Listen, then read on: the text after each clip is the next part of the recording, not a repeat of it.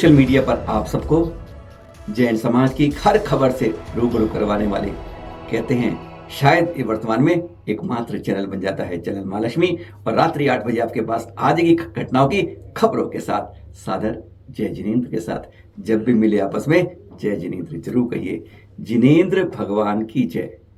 जिन्हें उन्होंने अपनी इंद्रियों को वश में कर लिया, जीत लिया, उनकी जय। पर हाँ, बात करें हम ये सुप्रीम कोर्ट में आज की कोर्ट नंबर 12 के चित्र दिखा रहे हैं आपको। जब आज भी लगातार तीसरे दिन, लगातार का मतलब 7 अगस्त 12 साल बाद शिखर जी में दो भाइयों की सुनवाई अब सुप्रीम कोर्ट की कोर्ट नंबर 12 में खट खट खट लगातार चल रही है। बुध बृहस्पति डेट तय है, कोई और सुनवाई नहीं होती। लगातार पहले 7 अगस्त 8 अगस्त थी और उसके बाद अब 21 अगस्त, आज कल 22 तारीख होगी। इन 4 दिन में श्वेतांबर भाई अपने दावे के बारे में सारी बातें रख रहे हैं। उनकी तरफ से आज एडवोकेट दीवान जी लगे रहे अपनी बातों को पुराने प्रीवी काउंसिल जानते हैं हम, जैसे इससे हमारे देश में सुप्रीम कोर्ट है ना, ऐसे जब भारत हमारा अंग्रेजों की गुलाम था तो प्रीवी काउंसिल सुप्रीम कोर्ट थी वहां की, लंदन में बैठती थी, वहां सुनवाई होती थी इस शिखर जी केस की। यानी समाज के 6 मनी लोग वकील वहीं जाते थे केस के लड़ने के लिए। उनके निर्णय को लेते हुए आज फिर श्वेतांबर समाज की ओर से बातें रखी गई।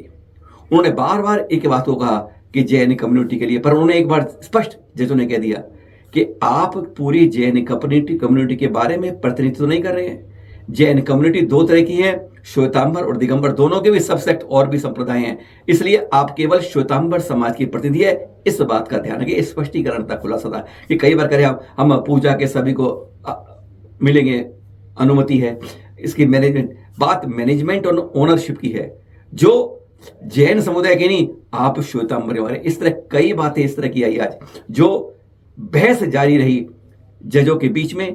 डबल बेंच जज थी, जो आप कुछ चित्र देख रहे हैं आज की चाहते देते हैं, उसमें मैंने पार्टिसिपेंट जो सुन रहे थे ना हमारी तरह, जिसको उन्होंने पूरी को सुना, सुनवाई को एक एक पॉइंट को नोट किया, जो आपको लिया, उनके भी गिनती अब नाम दिख रहे हैं। आप यहाँ पर कौन कौन पेटिशनर में थे, कौन 30 क्षेत्र कमेटी के अध्यक्ष समेत पूरी कमेटी वहां आज बैठी थी महामंत्री के साथ, जैसे पिछली बार भी थी, आज भी लगातार इसके बारे में एक मीटिंग कल विशेष रूप से हुई थी इनकी दिल्ली के अंदर।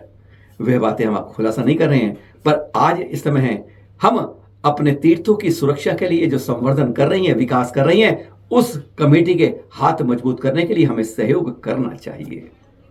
आसान नहीं होता किसी के बारे में किसी बात को लड़ना, विवादों को जीतना और मुकाबले करना, तीर्थों की सुरक्षा करना। कभी आपने चिंतन किया है तीर्थों के बारे में कि शिखर जी का जिसका केस चल रहा है, विवाद चल रहा है, इसमें इतना बड़ा 12 साल बाद इसकी सुनवाई अब शुरू हो रही है लगातार, और इसका निर्णय होगी, अब खत्म होगा, उसके बारे में हमने कितनी बार उस तीर्थ के लिए हमें दान दिया है। मत कहिए आपने कोठी के लिए दान दिया, धर्मशाला में दिया, नहीं, उस तीर्थ के लिए कितनी बार दिया है। कोठियों में आपने 50 बार दिया, जब बात है तभी दिया, आपने धर्मशाला में तभी दिया, लेकिन तीर्थ क्षेत्र कमेटी के लिए जो उसका संवर्धन विकास करती है पारसनाथ का पूरे का, उसको कभी हमने दान नहीं दिया। मजबूत कीजिए हाथ। पर अब आपस में दोनों भाइयों के बीच में जब बैठ के बाहर बात तैलनी होती है तो सुप्रीम कोर्ट बेंच उसकी सुनवाई कर रही है। आज सुनवाई हुई है, कल जारी रहेगी। श्वेतांबर समाज अपने दावे आज देगा, उसके बाद अगले सप्ताह बुध बृहस्पति को दिगंबर समाज उसके बारे में जवाब देगा, और फिर निर्णय डबल बेंच के हाथ में होगा। यानी जो बरसों से आज लड़ाई थी वह किसी तरह एक तल पर आएगी, कम से कम विवाद तो खत्म होगा। स्केच देख रहे हैं आप, ध्यान से देखते रहिए, इनको हम हिलाएंगे नहीं, हटाएंगे नहीं, पूरी खबर सुना देंगे, पर ये चेहरे आपके सामने कहते हैं अंदर मस्तक में इनके चित्र बना के कैद कर लीजिएगा, अपने मोबाइल पर सेट कर लीजिएगा। इन भेड़ियों को, दरिंदों को छोड़ना नहीं है।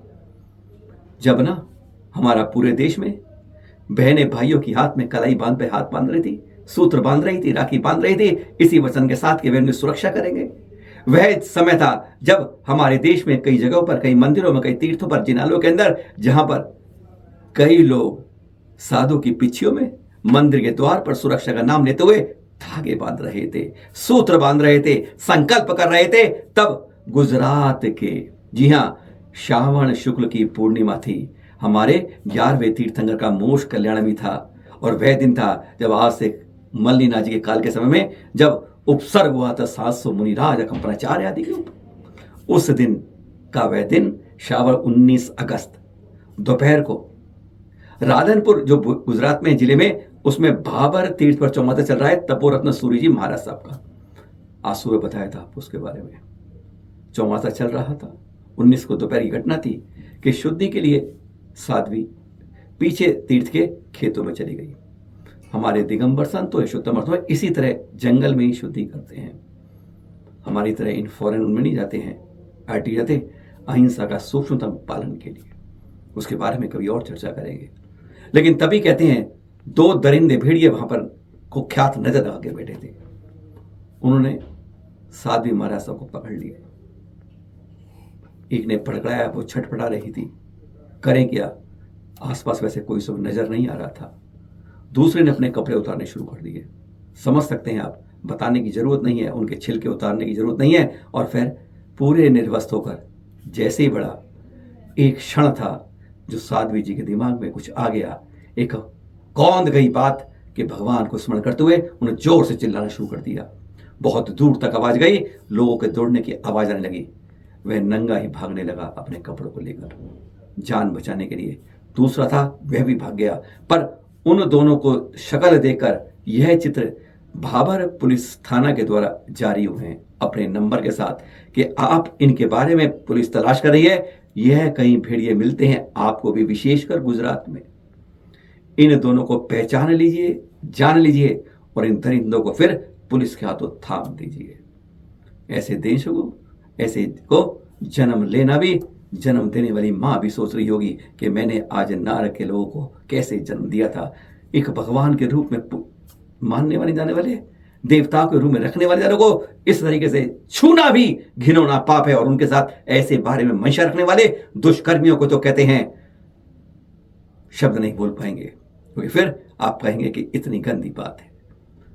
पहचाने जाने बेनकाब हैं, ये स्केच बनाए गए हैं। एक ने अपना स्केच मुंह बंद कर रखा था पहचान के लिए, वह और दूसरा पहचान रहे हैं आप।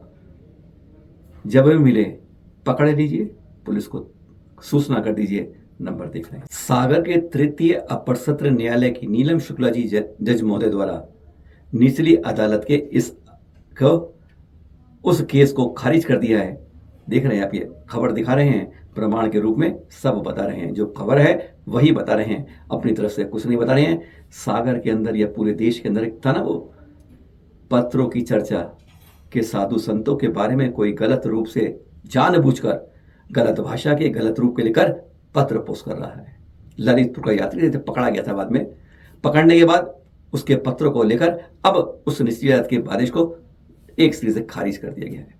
एक तरफ समाज था, एक तरफ पूर्व जेल अधिकारी थी, पुलिस अधिकारी, जो इसमें आपस में विवाद के रूप में चल रहा था कि यह पत्रकांड में एक बड़े संघ के अंदर बहुत बड़ी घटना चल रही थी। लेकिन अब अदालत ने पूरा निर्णय करते हुए इस पूरे केस को खारिज करके अभिलेखागार में भेज दिया है। और एक बात कर दी है कि जिनके नाम हैं, जो इसमें वास्तव में पीड़ित हैं, यानी हमारे मुनि वृंद या साधु वृंद, वह अदालत में आके अपनी बात रख सकते हैं। यानी वह आएंगे नहीं, क्योंकि हमारे साधु संत किसी अदालत में नहीं जाते हैं। और फिर इसलिए अब यह केस का पटाक्षेप हो गया। अब अपने अंदर बीच में गुफ्टर जो करते हैं, गुटरू करते हैं, गुफ्तगू करते हैं, बातचीत करते हैं, सुरसुर करते हैं, अब वह बंद कर दीजिए। अच्छा रहेगा कि विवाद यूं ही बंद हो जाए, नहीं तो इसके अंदर पलीते में आग लगाने वाले जगह जगह मिले जाते हैं। पत्रकांड भूल जाइए, गलती हुई थी, क्या हुई थी, कैसे हुई थी, कब हुई थी, किसने की थी, इस सब पे एक पटाक्षेप अदालत ने लगा दिया है। अब हमें इस बारे में चर्चाएं नहीं करनी चाहिए। शव विहार में गणनियारिका आश्रमती जी के सत्संग के सानिध्य में उनका 5वां चतुर्मास चल रहा है। ये विभिन्न तरह के कार्यक्रम किए जाते हैं। एक ना एक बात सोचने के लिए देख रहे हैं आप, ये बच्चों द्वारा किया गया था। आचार्य भारत भूषण जी के परम आशीर्वाद से बच्चों ने इस तरह के देश के प्रति, समाज के प्रति, अपने संस्कारों के प्रति विभिन्न रूप से कार्यक्रम किए, उसकी एक झलक आपको यहाँ दिखा रहे हैं। भारतीय जैन महासंघ की निर्ग्रंथ पाठशाला द्वारा आयोजित ये आसपास के ना पूर्वी दिल्ली में और एनसीआर के विभिन्न अध्यापकों के द्वारा ये सब इसमें सम्मिलित हुए और 3 साल से 15 साल के बच्चों ने जबरदस्त रूप से प्रस्तुति दी। उसके कुछ दृश्य देख रहे हैं। कहते हैं जो साथ थे वो देखकर आश्चर्यचकित थे। अपने बच्चों को संस्कार होते हुए देखकर किस कौन फूला नहीं समाता। हर माता पिता, जानने वाला, पड़ोसी भी, समाज भी गदगद हो जाता है जब वो बच्चे संस्कारवान बन जाते हैं। यानी कि आशुमती माता जी ने स्पष्ट रूप से बच्चों से एक बार ने पूछ लिया, कितने सोची छोटे बच्चों से भी, कि एप्पल के मोबाइल पर क्या नोकिया का चार्जर लग जाएगा? बच्चे एकदम बोले नहीं। बस उन्होंने यही कहा कि जितने संस्कारवान आज बन जाओगे उतना ही आप अपने देश की, अपने समाज के लिए काम कर पाओगे। जिस धर्म में हो उस धर्म में आगे बढ़ो, उस रीत में आगे बढ़ो, उस संस्कार में बढ़ो। दूसरे के तीर्थों पर जाकर, दूसरे में जाकर आप वह कार्य नहीं कर पाओगे। माता जी ने कहा कि हमारा भविष्य है, ये हमारी नाज है। आज हम इनकी सुरक्षा करेंगे, कल ये हम सबकी सुरक्षा करेंगे। आज इनके हाथ में हमने अभिषेक का कलश दिया तो कल इनके हाथ में मध्य का गिलास नहीं आ पाएगा। कोई डॉक्टर बनेगा, कोई इंजीनियर बनेगा, कोई सीए बनेगा, अरे कोई मुनि बनेगा, कोई साथी बनेगा। इनमें से ही कोई ना कोई कुछ बनकर हमारे देश का, समाज का नाम ऊंचा करेगा। आज तीर्थों पर सुरक्षा के लिए तुम जिम्मेदार हो और कल यह जो पीढ़ी आ रही है यह कल हमारे तीर्थों की सुरक्षा करेगी। चित्र देख रहे हैं आप, ये ऋषभ विहार से जहां हो रहा है गणियारी का आशुमती माता का 5वां चतुर्मास। फिर मिलेंगे आपके पास कुछ नई खबरों के साथ। सादर जय जिनेन्द्र।